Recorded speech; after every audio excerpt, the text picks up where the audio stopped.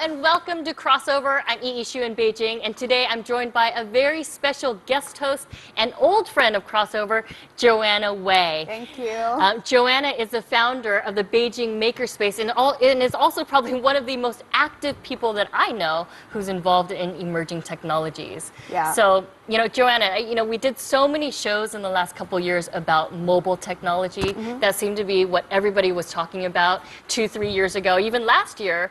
But somehow in 2016, whenever I check my news feeds, there's always something about the development in virtual reality. It's like one of the most popular buzzwords these years. That's true. Year. That's What's true. happening? Well, actually, I've been so surprised for this year. At the very beginning, I was in the States at that time. So all my friends calling me, Joanna, come back. Something happened in China. Everybody talking about virtual reality. Especially everybody expects it's going to be the next big thing for the technology world. So, as I'm running Makerspace, it's pretty much like a tinker studio for innovator. Right. It's a big hub for all this entrepreneurs for hardware. So I haven't heard about this word, virtual reality. Right, you're a pioneer as a makerspace, kind of, right? Yeah. So actually started 3 years ago. The first virtual reality company in China is called AntVR. They're actually a member of Makerspace. When they just brought this, headset to me, it's a prototype. I was like, what is it? And they gave me such a crazy experience. 3 years ago. 3 years ago. Okay. So the first time I kind of had this very crazy experience about virtual reality, how the virtual world can interact with the real world. So I've been surprised at that time. But nowadays, it's like all the great people here, the industry's getting bigger, more people get involved. So I'm really happy about it. Right. Yeah. And I could tell how big this topic just is because this is probably one of my largest panels so far on Crossover, and there are many more guests that we could have invited here. But before I introduce our guests, I want us all to take a look at this clip. No way! Oh my goodness, these guys are so cool. Look behind you, Kyra. Order up. Baking? Oh no. Is that how you cook for your family at home, human? It's burned. Eat those donuts, Travis. Get them. Get those donuts.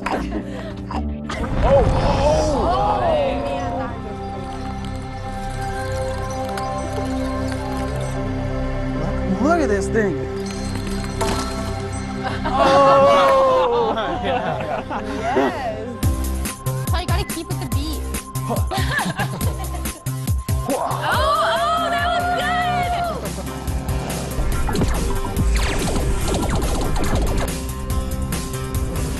All right, okay, by all the comments I was hearing in the studio, all four of you have seen these games or actually played them before. I want to introduce our panel today. We have Yang Lei, who is Managing Director of Northern Light Venture Capital. Welcome. Thank you. We have Chris Shi, who is the founder of Yuzin's company, which is based in Silicon Valley. Yeah. Ryan Holmes, who is CEO of Space VR. And we have Chen Qiufan, who is the VP of Noitam. Welcome, the four of you. Thank you for being on Crossover. All of you are involved in this new technology called VR or virtual reality. And for somebody who's very ignorant on the topic, what exactly is VR? How do you define it? I think there's now we live in the physical world, right? Everything is real, but the boundary between the physical world and the virtual world, the world that's not real, is actually being removed now. So you can imagine in the future that you're fully immersed in an environment, in a classroom, in the space, or in the top of the Everest mountain. But everything around you is not real, but what you see, what you hear seems to be real. That's virtual reality. Right. And on top of that, you will also see that the virtual world and the real physical world are commingled together. So I'm drinking a cup of tea, but in the future, what I'm picking up probably is a virtual cup.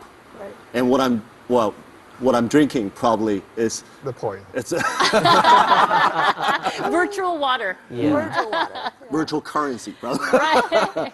Yeah. So that's the world that we're going to see in the next 5 to 10 years. Just mind-boggling to me. I mean, the intro clip, you know, I don't feel like even our viewers can really truly experience VR without trying on a headset for the first time. You know, I want to ask the three of you, the first time you put on one of these, I guess they're called HMDs, head-mounted devices. Yep. You know, even you, Joanna, like, what did you feel? Well, it's a whole new experience. I remember the first time I tried it, it was like 3 years ago. Probably it was a very simple Google Cardboard, but still, it brought me to the whole new world, and I saw dinosaur and other stuff. It's completely different experience. So I agree with Lei. It's truly immersive, but from that point, we realized that the missing point from that demo is interaction. So that also become our direction in the past 3 years. Right, because Yuuzhan's, as a company, you're working on how you can interact right. with that virtual world. Right. Chofan, you're actually a very famous science fiction Not writer, really. novelist You here are. in China. Yeah. You know, how does this development in VR, I guess, coincide with what your visions were for the future? Yeah, actually, virtual reality is not a new concept in science fiction. Like back to 1932 in The Brave New World, like Aldous Huxley, he described HMD things in like 22nd century. So already been there. But right now we have this like consumer-facing product. And the first time I remember I put on Gear VR, Samsung Gear VR. So it definitely blew me away, right? It's just like science fiction came true. Is this Yeah. one of the most transformative technologies Yeah, that it's we'll just like see in the Matrix. in this era, in our generation? Oh, you I Matrix, believe. yeah. Totally. Yeah. More than mobile technology. Definitely, yes. Really? It's going to be the next generation of computing platform. That's true. Right. Yeah. That's what has been said, right? So earlier we saw a clip, that was Steam VR, which is an entertainment platform, and they have different games or content that you can interact with. And Ryan, you are the CEO of a company called Space VR, and you are creating this type of content. Tell us about your... Our company is focused on allowing people to go to a place that none of us can, and that's space. It all started with me watching a documentary about astronauts going to space. And every time astronauts talk about going to space, they all talk about a life-changing experience. And they all describe that as a very physical sensation, as something that really hits them hard. And so after that happens, they start to think differently. They start to understand that the Earth's resources are limited, and that our behavior around that fact is almost unacceptable. And so I started this company because I wanted to do something really impactful for the world. So at your feet is Yes. a Yep. prototype of a satellite Yes. that you plan on launching into space so Yeah. that all of us can experience what it's like to be an astronaut. Is that right? Exactly. So this is our prototype satellite. It's called Overview 1, based on the life-changing experience that I was talking about. It's actually referred to as the Overview effect, and so this is called the Overview 1. And so they'll be launching our satellite from the International Space Station. So it will be about this big in yeah, terms it's of very size. it's very close. It's not to this. large. Yeah, It's not a big yeah, piece it's of very machinery. small. Yeah. This Right. is actually a new trend in satellite as well. That's Yeah. true. So it's called nano satellite. I think the only way that we can see where we're going to go with that satellite is to take a look at this video clip. The Overview 1 is a stereoscopic 3D virtual reality camera designed to capture a live 360-degree view of its surroundings, showing you the world from an astronaut's perspective. One of the experiences we will capture will be from the cupola module. It is the viewing port for the International Space Station. From it, you can see the entire Earth at once. The experiences we create will be available on every VR platform, from Oculus to mobile devices. That was life-changing. So virtual reality can potentially take us to places where Everywhere. right now incapable of going.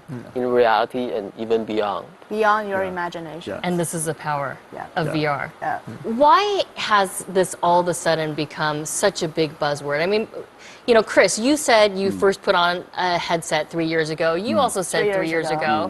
Why? I mean, it seemed like last year I wasn't even really hearing about virtual reality, but all of a sudden, last, 2016 came along in February or March, and all of a sudden I hear it almost every day. Why is that? There's so many big words about like Oculus being acquired by Facebook. Microsoft gonna launch something called HoloLens.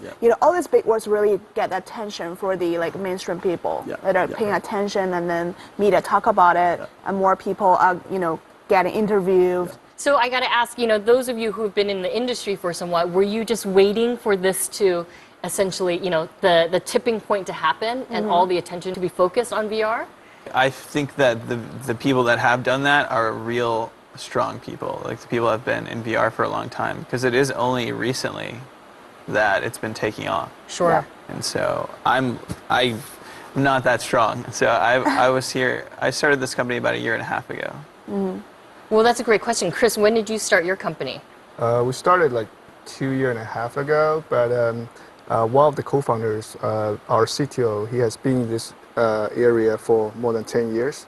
How about Noitam? How long have you been in like business? 3.5 years for the company, but actually our CEO and CTO, they have very strong technology background for over 10 years in robotic and also WE and also some like mechanism. And when we come back from a short break, we're going to see video clips of both the products that Noitam and Uzens are involved in. But before we go there, Yang Lei, I want to ask you, when, as a venture capitalist, these companies could not survive without money over the last 3 years or even, 10 years. So as a venture capitalist, when did you start paying attention to VR? I think VR has been actually a concept for a long time. But really to make this more investable theme, I think this is only in the last, I would say, 2-3 years to start it to see the inflection point. I think from our perspective, we're looking at what are the technology are going to trigger explosive growth of, let's say, for example, in the VR. So the computing platform, the display, and the sensors in the past 5 to 10 years have developed so fast.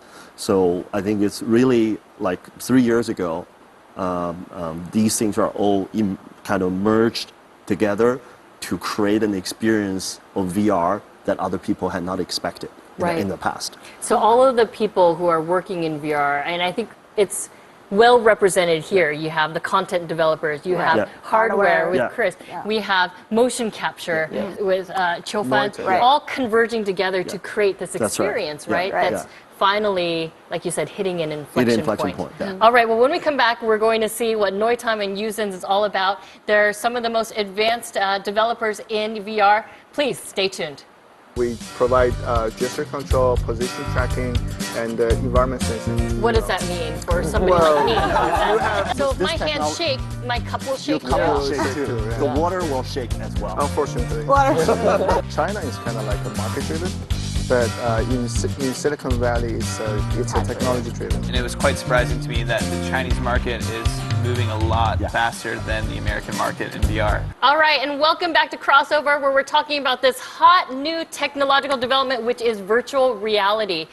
Joanna, in the last segment, you told me that 3 years ago, you were in Silicon Valley, and everybody in Beijing was calling you to come back because of what's been happening in virtual reality here in China. How did this all get started in China?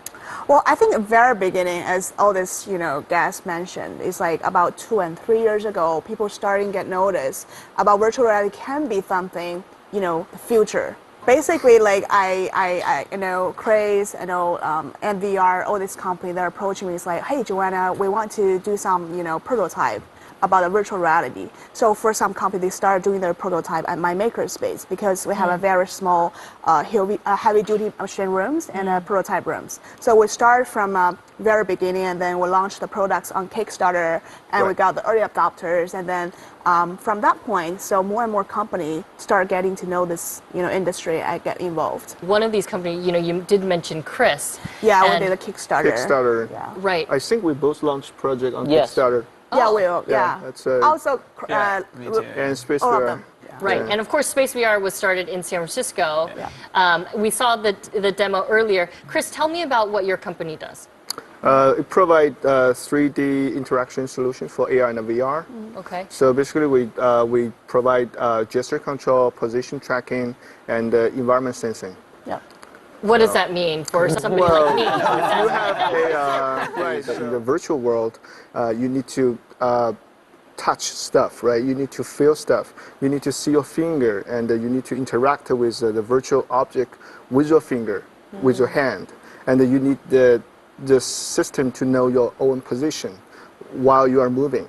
So we integrate all that features into one module. Right. So put that in front of your helmet. So that module is going to be cross-platform. So no matter it's a AR helmet or a VR helmet. So we're going to provide the solution. Right, because I've seen, in that clip, we did see people with that, I think it was the HTC Vive helmet, and they had controllers. They have two controllers to Right. interact. Right. So with our technology, you can throw that away.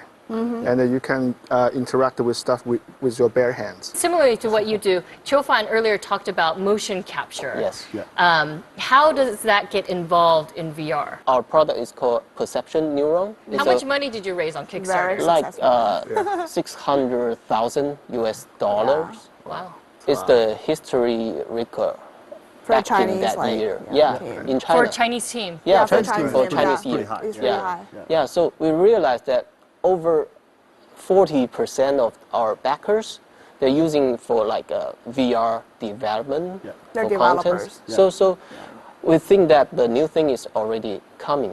Very simple, I'm definitely haptic. feeling my age because this all seems very futuristic to me. Let's take a look at what your company does. Yeah.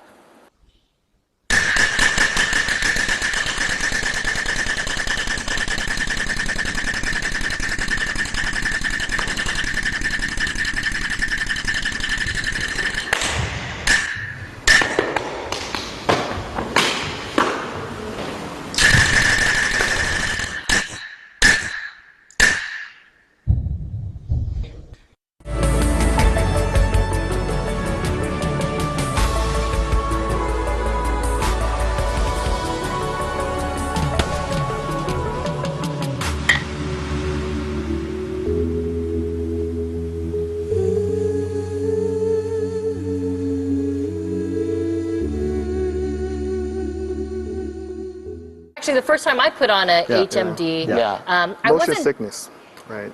I had motion sickness Motion after. sickness, Not while I was wearing it, but after. Was that your experience too? Yeah, kind of. So what's happening with the technology? I think it's because when your head is moving, Yeah. Ideally the image should change as your head moving, Right. but somehow there's a delay. Delayed. Yeah. So your head is actually moving faster than the computer can calculate the display. change of the Right. display. Yeah. So that's what's happening. Okay. It's a pretty tough problem actually to solve. When will it be resolved? You guys are all working on this. When will this be resolved? It's different parts of the value chain, and I think Noiteng's working on it. I think like company like Usense and Qualcomm are also working on it. I think we're 2 big releases away from that being fully Not too resolved. far away. Yeah. Okay. Not too far. 3 years probably. Yeah. Something like that. Yeah. Yang Lei, you've seen and you actually know of all of these three companies. As an investor, what do what do you think?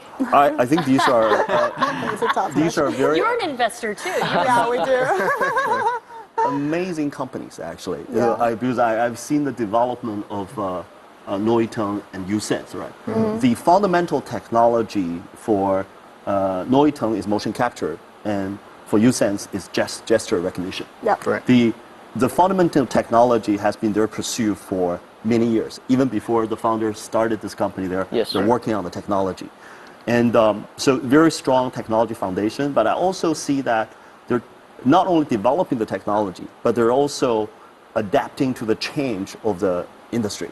Like Noiteng's talking about, so the initially there's a golf swings, right? Yeah. So these, and now it's becoming motion capture for Hollywood movies and motion capture for VR contents, right? You can imagine, let's say, I'm doing this talk with you, right? With Noitong, it's been captured and replayed as Avatar. Kung Fu Panda. Oh, Yeah.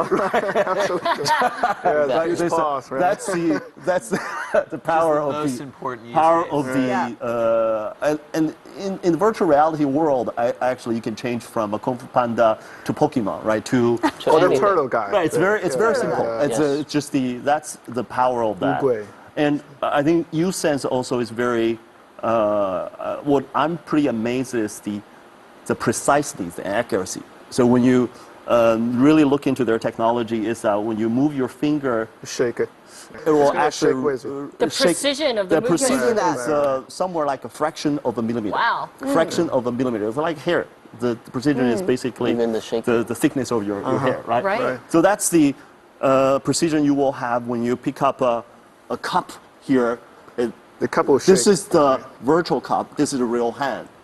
So with if this my hand technol- shake, my cup will your shake cup too. will Yeah. shake too. Too, yeah. The Yeah. water will shake as well. Unfortunately. I think on the technology, it's pretty amazing. And Right. on the other side is, I think there's also business model. Of course. Business model innovations, right? I think they're getting into education, get into some of the bring this to classroom, bring this to some of the retail shops, right? Kids can interact and. Yeah. Digital showrooms. It's So Right. that I think that's what Chinese is not only good at technology innovation, but also at Business good model. at business model innovation. Right. Well, because you need to be able to be a viable business That's and right. to Right. That's monetize true. the technology. That's right. That's right. Yeah. So it's like the mindset is actually so somehow I think Chinese managed to merge technology and business together very well in many situations. Right. That's why in mobile internet we're probably one of the most advanced nation in the world now. Right. So you feel like Chinese do that better than anybody else? Well, I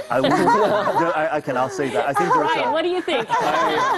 I think China has strengths, right? But at the same time, I think Silicon Valley also has. I invest on both sides, Silicon Valley and here. That's a I smart think move. Silicon Valley also has developed some really amazing technologies, and the team, the quality of the team, and the ecosystem is actually really impressive. So you will be able to see some of the latest development in technology actually over there. That's probably why you guys have offices Oh, in yeah. Silicon Valley. It R&D started center. from Silicon Valley, Yeah. actually. Right. It started from Silicon Valley, Yes. right? In Yeah. terms of the hardware development. Yeah. That's Yeah. true. And then we go to market here. Yeah, that's true. Yeah. You go to market here, so China will be your largest First market stop, First right. market. for Yeah. virtual reality. Of course, yeah, I totally agree with Lei, because China is kind of like a market-driven, but in Silicon Valley, it's a technology-driven. Yeah. Ryan, Qiufan, do you agree? Yeah, totally. Because right now we have a lot of demands here in different industries, so we have integrate our technology into different verticals. So we can see already a lot of customers waiting there, just waiting for our products and technology to be realized and then monetized. Money. Yeah. I mean, Chinese people are just crazy about technology. That's true. Yeah, and willing to pay for Yeah. early. They're They willing to do. be early adopters, Actually, I right? think on the Kickstarter, because Right. we can tell the different, buyers from which country. We see majority of them, they're from China. Yeah, Wow, buyers. early interesting. adopters. Yeah. Ryan, I know you've been spending more time here in China. Why? Frequent flyer Why are now. you coming to China so often? My first time in China was about a month ago, and since then I've been here 4 times. It's really wonderful. The food is really great. People are amazing.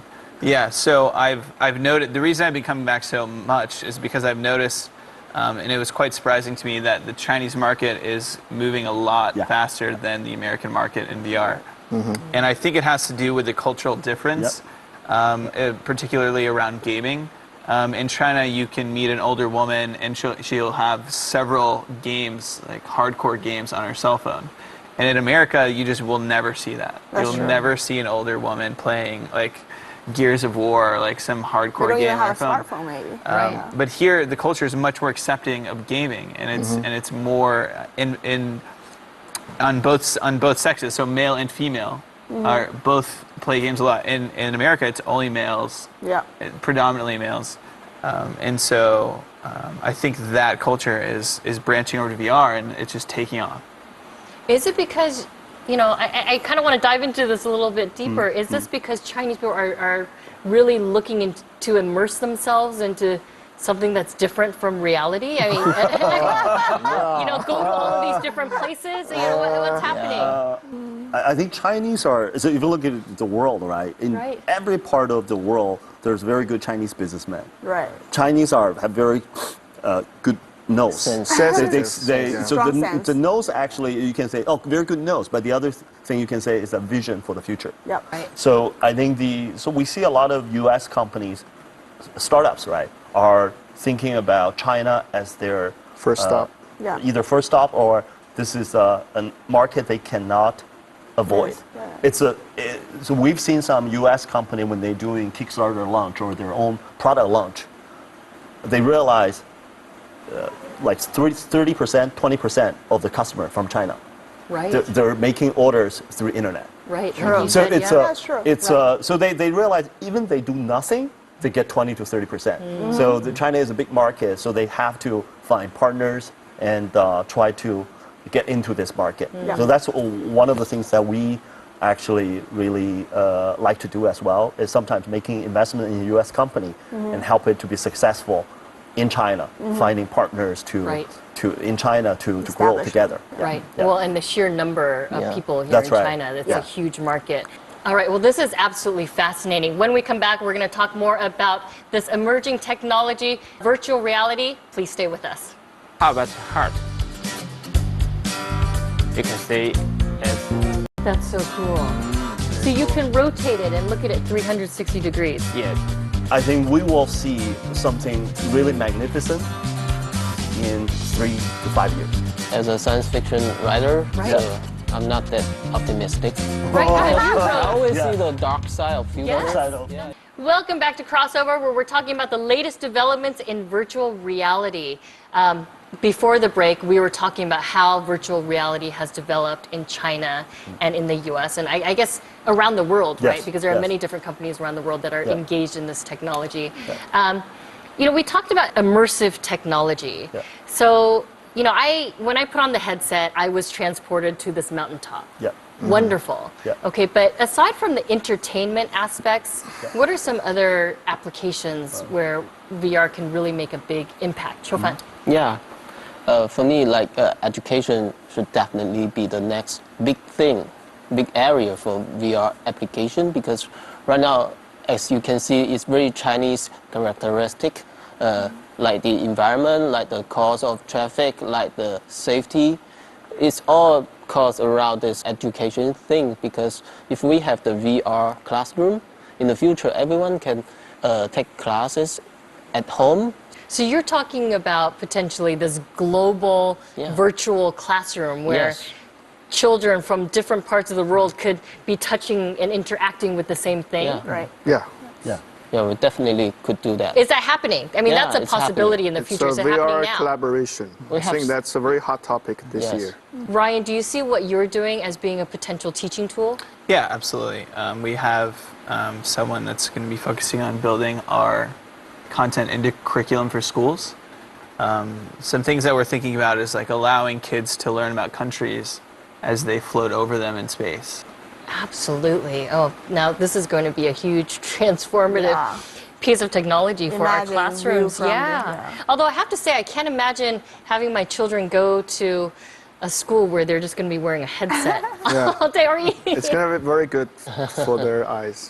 Right. All right. Well, we have one of China's most advanced content developers here in the studio today. It's a company called Surreal, and they're going to give us a demonstration of their simulation of the human body. Let's check it out together. Okay. Hi, guys. I'm Zhu Yidi, the CTO of Surreal company. Thank you for having me. Thanks for being here. Now I'm going to introduce our new virtual reality project. It's about VR in education, and we call it a VR biochemical education platform. So let's start from human body system. Our technicians here, please. So When you put the VR headset on, you will find you are standing in the lab. And there is a male body in front of you. Look at. Now we are going to decompose him and drag one by one. First the skin. Wow. Wow, so you're peeling away the skin. And Oh my God. skeleton. That's bloody. Scary. Oh, skeleton. Skeleton next. Nice. Muscles. Muscle. Muscles. And immune system. And here is my favorite part, the internal organs. Now you can pick the lung up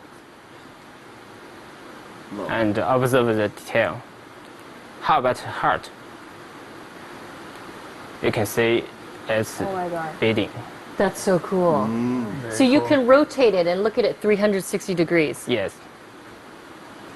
If you That's so select real. the digestive system, you will find there are some organs highlighting. Okay, that's all for this Very demo. cool. I could see this being a great, like you said, educational tool. Yeah. Right. So there's another demo. Besides that, we also have a protein molecule. You can observe the Oh, size, different the forms size. of Wow.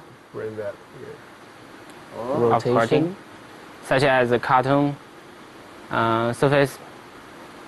And how about the spheres? Sites. Binding sites. Oh, That's a molecule. that's a yes. Pure model. Okay, that's all for our demo. Pretty cool. Thank you so much. It's very cool, right? Very I mean, good this answer, is lab. Impressive. There's a this will make a difference when it comes to education. definitely. Definitely. I mean, transformative. 3D structures, right? Right. Yeah. Hard to memorize those parts, but now you can see it. Yes.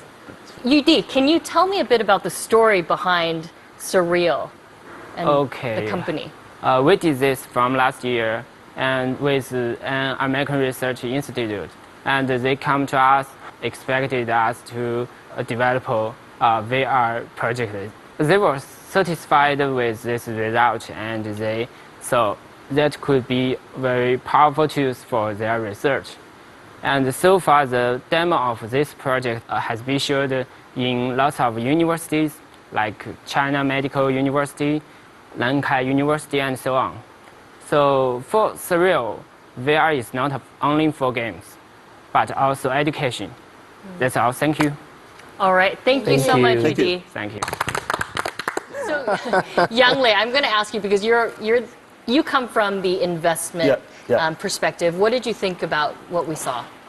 I think And of this course is- they're gone, so you yeah. can say whatever you want. I think this represents what a future classroom is going to look like.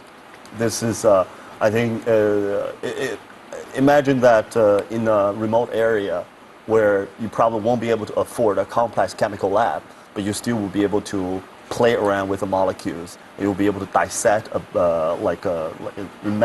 study the different physical parts of the body, right? I think this will break the physical boundary of the classroom, allow more advanced contents being delivered to everywhere, basically. So aside from education, where are we going to see virtual reality kind of come into our normal daily lives? I think for me, the entertainment part is very attractive. Yeah. Theme park, yeah. Theme park and automobile and real estate. I think we're gonna see a lot of industries is gonna adopt this And technology. also retail. Retail. we got- Retail. Yeah. Retail. Like right. you know, Alibaba launched their Buy Plus. Buy Plus. Buy Plus. Yeah, it's very famous Buy Plus. Yeah. Right. All of these companies are still in a small stage. I mean, in terms Early of stage. early Early stage, stage. that's what Yeah, we call it, yeah, early stage in yeah. terms of investment Yeah. and building up the enterprise. But we have big companies. We have venture capitals like Yes, yourself, yes. and we have big companies like Baidu, Alibaba, Yeah. Tencent, the Yeah. BAT companies Yeah. that are heavily invested. That's right. Yeah. Again, this type of long-term vision Yeah. is what they're after. Yeah. Yeah. Even Lenovo has been starting right. That's investment. true. Can you tell me a bit about? I think almost everyone's looking at this space. So if you look into some of the company we invested in US, for example, a lot of the big brands are doing that together with VCs. Jaunt is a content platform. Yeah. Disney's an investor. of the company. If you look at some of the most, I wouldn't call the names, there's under confidentiality, but some of the most famous Chinese and US directors are working with them to producing contents. Right. Right. So if you look into Meta, an AR company we invested, it's the Lenovo and one of the biggest internet company in China. I won't call the names, invested as well. Yeah. So you mentioned this company called Meta because yeah. we've been talking about this concept of AR before. You know, we're hearing VR, we're hearing AR, virtual reality and augmented reality. What's the difference between the two? I think AR is a way to really get what I say the hybrid virtual world and physical world together. Right. So when I first look at Meta's demo, I was completely blown away. Okay, I want to stop you because I actually want our viewers to get to experience exactly what you experienced. Let's take a look at this demo. That we've created. We are no longer confined by the sizes of our screens that sit on our desks or in our pockets. We are now able to make the entire world our desktop background.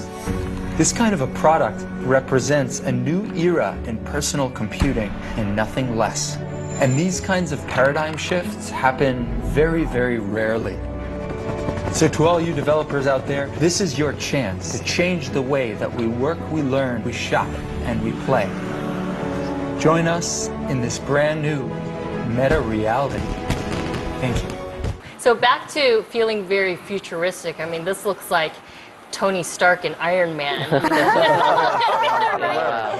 What excites you more, virtual reality or augmented reality? I think both. Tough question. Yeah. Both. Yeah. I think the It's kind of future, different, yeah. two things will merge together. Yeah, exactly. they'll be the same thing eventually. Yeah, they'll be the one thing. Like, It's like because we have this the term called mixed reality or super reality. That's what we call that.